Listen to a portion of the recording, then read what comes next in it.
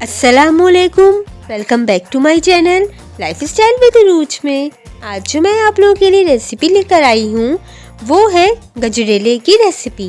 सर्दियाँ आती हैं और गाजर की तरह की नई नई डिशेस बनाने का दिल करता है, क्योंकि ताज़ी ताज़ी गाजरों से तैयार की हुई चीज़ों का जायका ही मज़ेदार होता है। देसी रिवायती मीठे हों या मज़े मज़े के देसी पकवान, नमकीन वगैरह, मगर आज जो मैं आप लोगों के लिए रेसिपी लेकर आई हूँ वो हर किसी को पसंद आती है। गर्मा गर्म क्रीमी गजरेले की रेसिपी।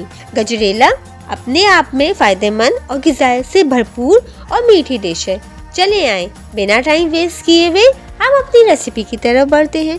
सबसे पहले मैंने इसके लिए देसी घी 2 टेबल स्पून, हरी इलायची 2 से 3 अदद, पिसा नारियल हाफ कप, किशमिश 3 टेबल स्पून, बादाम क्रश किए हुए 2 टेबल स्पून, नारियल के स्लाइसेस 2 टेबल स्पून, दूध 1 किलो, गाजर कद्दूकस की हुई 2.5 कप, चावल आधा कप भिगोकर ब्लेंड कर लें या हाथ से क्रश कर लें। मर्जी है सिंपल और इजी।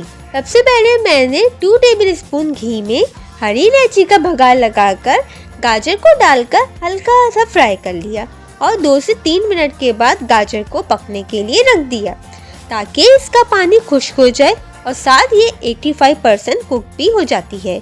और साथ ही साथ मैं चम्मच भी चलाती रही। जब गाजर का अपना पानी खुश्क हो गया तो मैंने इसमें दूध शामिल किया और चावल भी शामिल कर दिए और साथ ही साथ चम्मच भी चलाती रही ताकि चावल लगे ना। जब 1 से 2 उबाल आ गए और चावल अच्छी तरह से कुक हो गए तो मैंने इसको ढक के 15 मिनट के लिए हल्की आंच पर रख दिया। 15 मिनट के बाद मैंने इसमें 1 कप के करीब चीनी शामिल कर दी। अगर आपको ज़्यादा मीठा पसंद हो तो आप इसमें 2 से 3 टेबल स्पून और मज़ीद शामिल कर सकते हैं। चीनी शामिल करके मैंने इसको मिक्स किया और 15 मिनट के लिए और मज़ीद पकाया। साथ में मैंने सारे नट्स और नारियल भी शामिल कर दिए।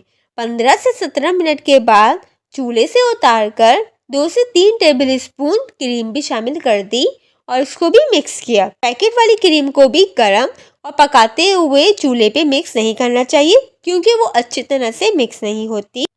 और क्रीम को मिक्स करके 1 मिनट के लिए हल्की आंच पर रख दिया।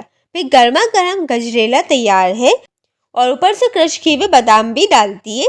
फिर मैंने इसको सर्व किया। बहुत ही मज़े का बनता है। और अगर आपको मेरी रेसिपी पसंद आई हो तो मेरे चैनल को लाइक, शेयर, सब्सक्राइब और कमेंट करना मत भूलिएगा। और कमेंट में मुझे ज़रूर बताइएगा कि आपको मेरी रेसिपी कैसी लगी। और हाँ, अभी तक जिन लोगों ने मेरे चैनल को सब्सक्राइब नहीं किया तो प्लीज़ मेरे चैनल को सब्सक्राइब कर दीजिए और साथ ही बेल आइकन के बटन को भी प्रेस कर दीजिए ताकि आपको मेरी आने वाली हर नई वीडियो मिल सके। और अपना बहुत सा ख्याल रखिएगा, दुआ में याद रखिएगा। फिर मिलते हैं एक और नई वीडियो के साथ। जब तक के लिए अल्लाह हाफिज़।